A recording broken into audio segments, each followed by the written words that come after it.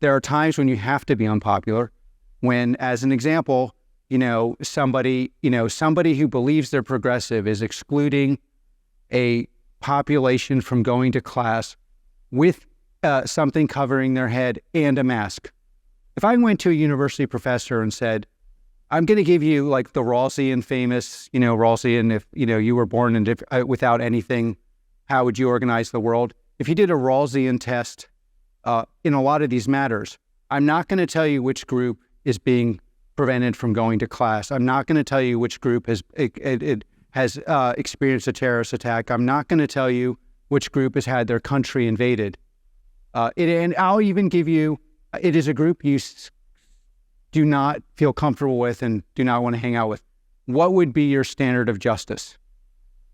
And at Palantir, we stand for that equal as possible application of the law in our products, in our culture, internally, in our hiring practices, and externally. And, I'm pretty happy that because we're publicly traded, because we're profitable, because we power a lot of the most important institutions of the world, it's a little harder to ignore my voice and our voice.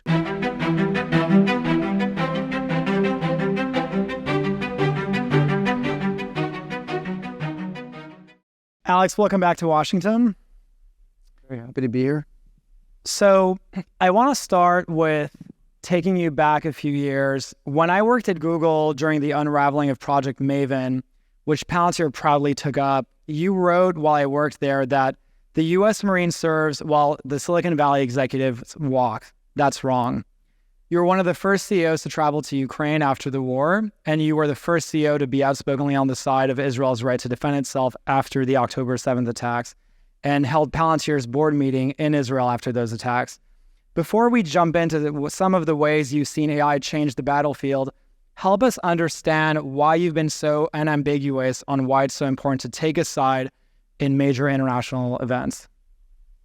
Well, I'm happy to be here, and I think this is a super important event. You've been able to kind of, one of the real strengths of America that maybe it's harder to appreciate if you kind of grew up here is, Americans kind of adapt and change for real. So, you had like Silicon Valley 1.0, Silicon Valley 2.0. I was tended to be aligned with Silicon Valley 1.0, which was to build useful things, often with the government, and then better the world by selling them to the rest of the world, primarily in America. And you had like a full alignment of American values, American innovation, deep thought, primarily done in California, primarily, influenced by Stanford. And then you had, this is Silicon Valley 2.0, which, I think will go down as where you have division, very few people got wealthy.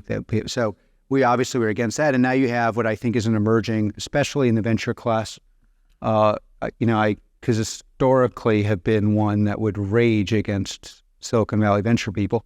And I had all sorts of fantasies of using drone-enabled technology to exact revenge, especially targeted in violation of all norms. But I would say that you see an emerging, especially in the venture and then defense tech area, where people are really coming together around some obvious truths that the West is a better way for us to live, that we have certain structural advantages, the embodiment of our way of doing things in products and companies is a fairer, better way of organizing and living.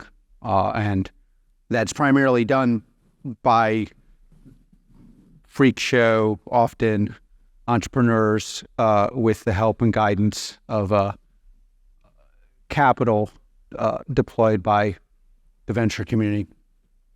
It's always, yes, we were ahead of a lot of things, and I'd like to believe we're still ahead on a certain number of things, but I do feel like, I think a lot of companies now would rally around providing the government with the best technology that would not have when we did it. I think there's a whole term I hate, ecosystem of tech patriots. Quite frankly, I think we've embarrassed the hell out of people who took the other side and they look like idiots. So Silicon Valley does have a Achilles heel. It hates looking stupid. So, we kind of helped there. Those bets were obviously stupid. Even if you disagree with our morals, you really don't look smart advocating for values you obviously don't believe in while not standing up with the U.S. government, which you either do not believe in because you don't realize that you need the government to power and protect you abroad,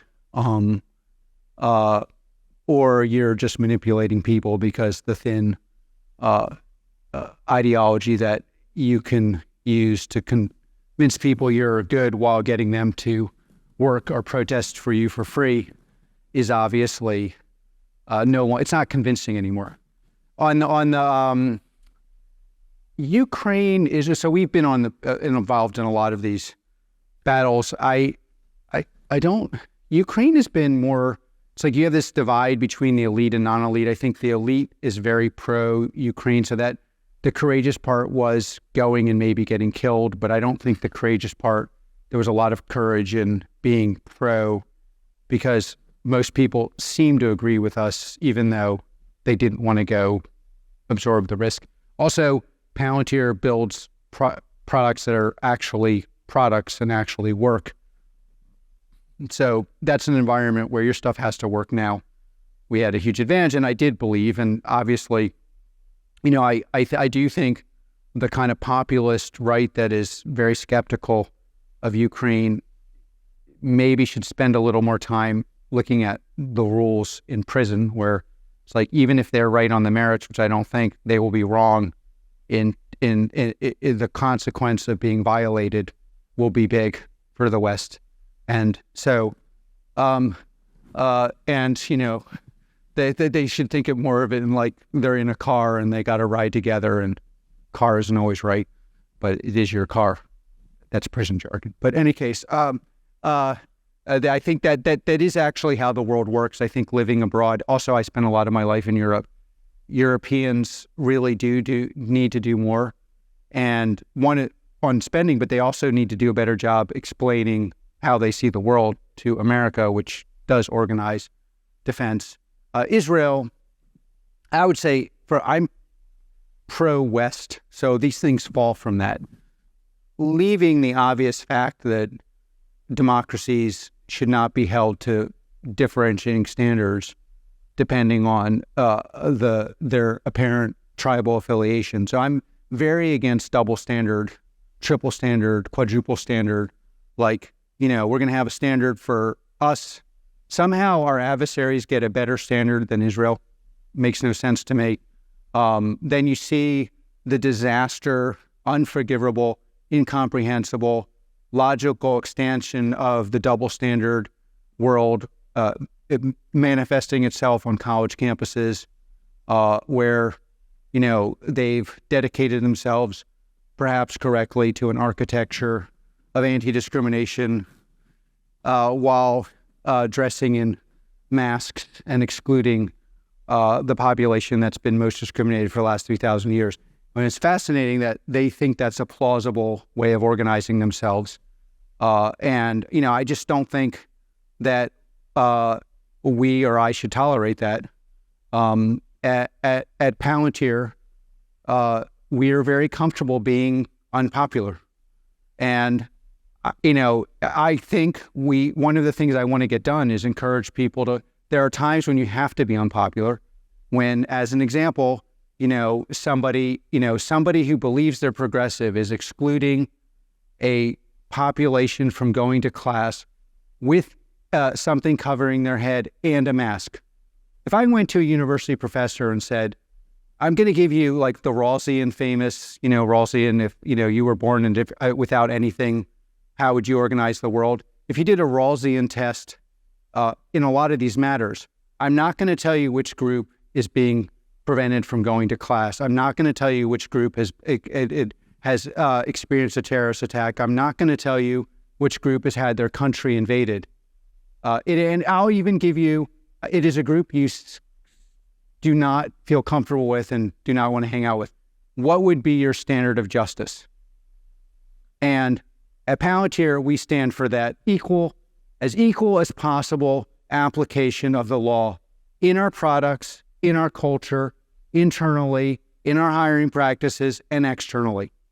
And, I'm pretty happy that, because we're publicly traded, because we're profitable, because we power a lot of the most important institutions of the world, because the countries that are known for quality or are known for engineering talent, i.e. Ukraine, Israel, buy our products, because the U.S. government, I'm proud, uses our product, because of our success in U.S. commercial, it's a little harder to ignore my voice and our voice. It's not that everyone at Palantir agrees with me, but if you're building the initial product that got us off the ground, the product that is powering our commercial success, the products that power our spec ops work, these are embodiments of a cultural and particular way of seeing the world that I do believe is superior. And, we have to defend the ability to defend the idea that some things work better, some things don't. We have an idea. And then again, I would say that's why this conference is so important. We do have an idea of things that have superior output and things that do not work. That's why we have the best tech scene in the world. 70% of the top 50 tech companies in the world are American. 86% of their market cap is American. Why is that? It is the outgrowth of a way of organizing ourselves, building things that are an outgrowth of those values, building things that organize people from all different populations, from people with different views, different countries. The whole venture community, many of us in tech, either were born abroad or came back after long periods of time. That system of building things is and the embodiment of it in companies that are disruptive, because they can create value that is at least an order of magnitude greater than the current way of creating value.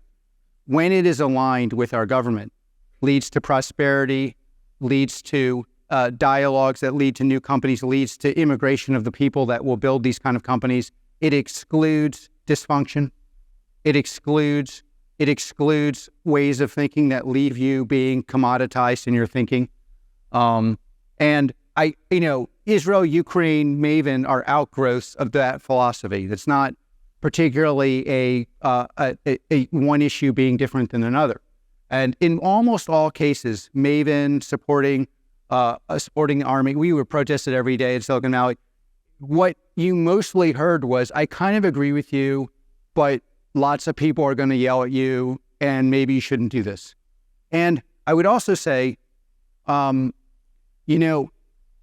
lot of the people who think that way believe the other side can't win. If you don't believe the other side can't win, look at Colombia. There is literally no way to explain the investment in our elite schools, and then the output is a pagan religion of mediocrity and discrimination and intolerance and violence. So the other side can win. And it's one of the things we have to keep in mind in Silicon Valley is just because you're not, we were all saying we won't hire those people, but you're not hiring them anyway. So it's not a sanction that works. They still can win. They're not hireable in Silicon Valley. They still can win. And it's something that, and like the way we win is by producing products that are indisputably valuable. So valuable that you cannot ignore that they will change the game, the playing field, and reorient the playing field in ways where we do even better. And that's true on the battlefield with our adversaries. It's true on the battlefield of our ideas. It's true on the battlefield of recruiting. We all recruit against each other. How do we win? Well, we're like, my idea is better than yours. My execution is better than yours. My company is a better place to be an individual. Your company, that's how you win. You've been so vocal about these big ethical and cultural issues, and I want to drill down on that a little bit more. But before we do that, I want to talk about something that's been a big topic of conversation in Congress, and that's on the power of artificial intelligence in the context of the military. You wrote in a recent op-ed entitled Our Oppenheimer Moment, And you said that we should be skeptical when the Silicon Valley elites, who for years recoiled at the suggestion that software was anything but our salvation, now let us know that we must pause vital research that has the potential to revolutionize everything from military operations to medicine. You said this is an arms race of a different kind, and it has already begun. Can you help us understand why and how you think AI is so powerful for the future of warfare, and why we should think about it as an arms race? Well, I mean, first of all, again, there's like a business truism where you win where you're superior, and our adversaries are as good or better at hardware than we are. They are not, like, we have no Chinese, Iranian, or Russian competitors, none. I've never even met one.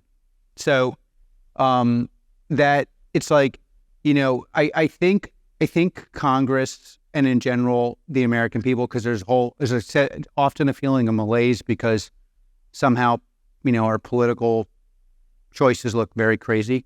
And so if you just look at what's going to happen, first of all, in the enterprise context, commercially, you're going to see a change in GDP vis-a-vis. Now, I think the rough math of GDP was France, had roughly this between 61 and 91, very similar GDP growth to America. It was like 164% there. I think it was like 180 something in America. And then what is the GDP growth going to be in Europe the next 30 years? What is it going to be in America? You can solve a lot of problems with growth where if you you have zero growth or going that you can't solve the problems. And then when we talk about AI, of course, there's large language models. Some of that's very hard to use in the U.S. government. There's algorithms which are already having an enormous impact in ways that people in this room know, but apparently we're not allowed to discuss publicly. And you see on the battlefield, and that's why there's just a very strong demand internationally to buy these products, but also in America. You also have this thing where AI has convinced administrators, CEOs, important people that software-enhanced weapon systems, software in general, actually has to work and can work, and that it's kind of the precursor to using AI is pen testing your enterprise software. In many cases, you get kind of a failing grade, but where you don't get a failing grade, you can accelerate. And there's a general sense, well, we have to do this. The single biggest problem for America is accelerating the implementation of these systems in the U.S. government. And the U.S. government has gone a lot further than other countries in doing this. But, it's a very large system. This is a incredible cultural change. It's not like your hardware culture moving to software culture that's automatically going to work.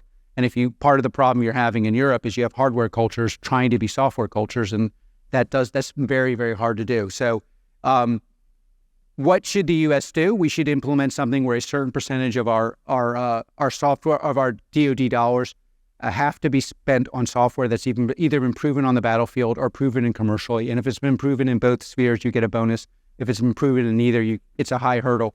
And simple changes like this, meaning the software actually, like when Ukraine and Israel buy software, what do?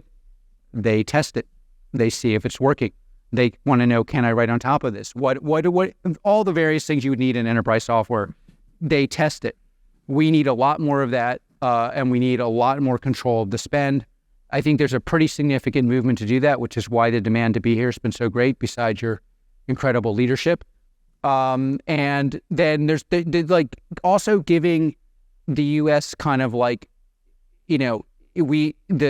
the sense of reality, which is, if you took the people you had in this room and you divided it into 10 quadrants, each one of those quadrants would still be better than the tech scene in any other country in the world.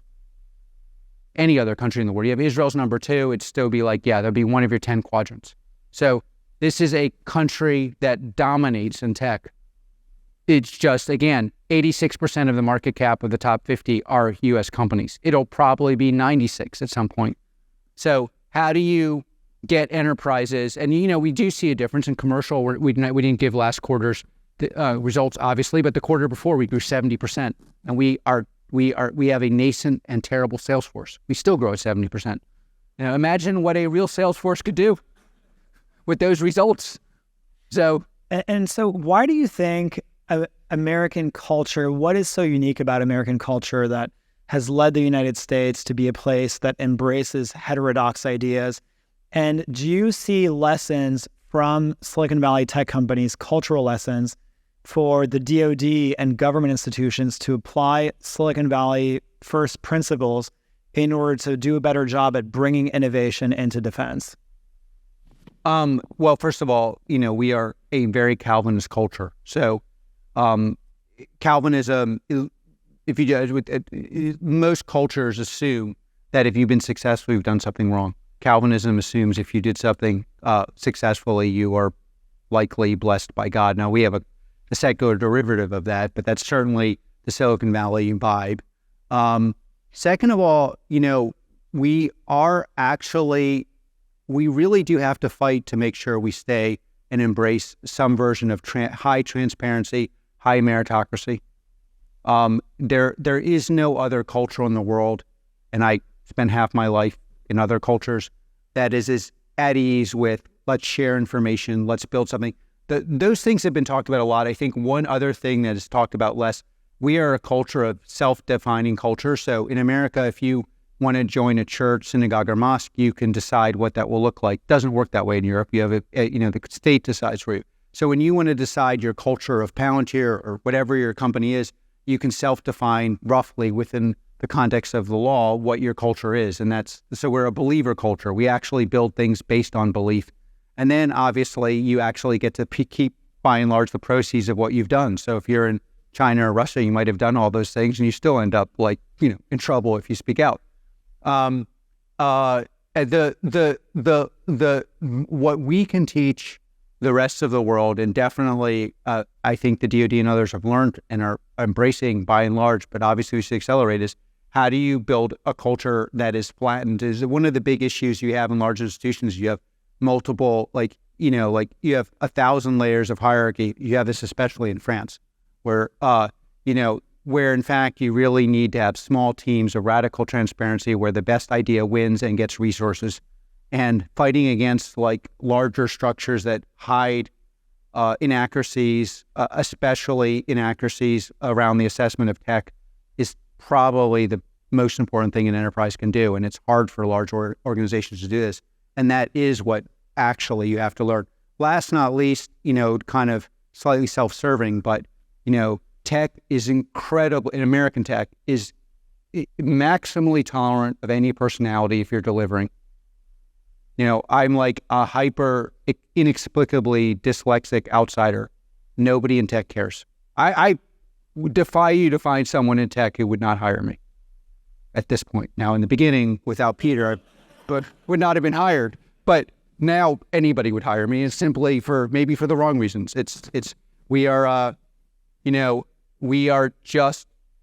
fact, tech will learn to there's a famous story where two people didn't invest in Google, and then, they were met each other we got to learn to invest in people we don't like. And this is a really profound story, actually, because American, especially California tech, will learn to embrace things they didn't like before if they deliver. They'll just completely recalibrate. It's oh yeah, that was unlikable. That's the likable. That's the feature. We like it. Find more. And that ability to embrace something that you would have rejected and fully embrace it, build a structure around it, hire the person, put them in charge, give them capital. That is a truly unique thing, and it really only exists at scale in this country. I want to end on this topic of culture. When you look at elite university campuses across America and you see unrest and protests and students at these very prestigious institutions openly chanting pro-Hamas slogans, do you worry that pro-Iranian, pro-North Korean? I mean, you got to imagine this. You got people there's one clip someone sent me, the person was embracing North Korea. It's great. I mean, we really should have a philanthropy to send to we're going to do an exchange program. Exchange programs sponsored by Karp. A little couple months in North Korea and a nice tasting flavored bark. See how you feel about that? Do you worry that our culture is going sideways and in the wrong direction in some way? Well, obviously that's more than sideways, but I mean, that's obviously that we can talk endlessly about what happened there and what went wrong. And it is actually important for people who are to speak up. If you want to kind of like try to understand what's going on there, and it's very hard. It's actually very hard. And I do think there's a weird way in which if you veer from basic tenets of liberalism too far left, right, or in this case, it's kind of like a Heideggerian form of Marxism, you regress to basically the ideology of our ancestors about 1,000 years ago, which is what I think is actually happening there.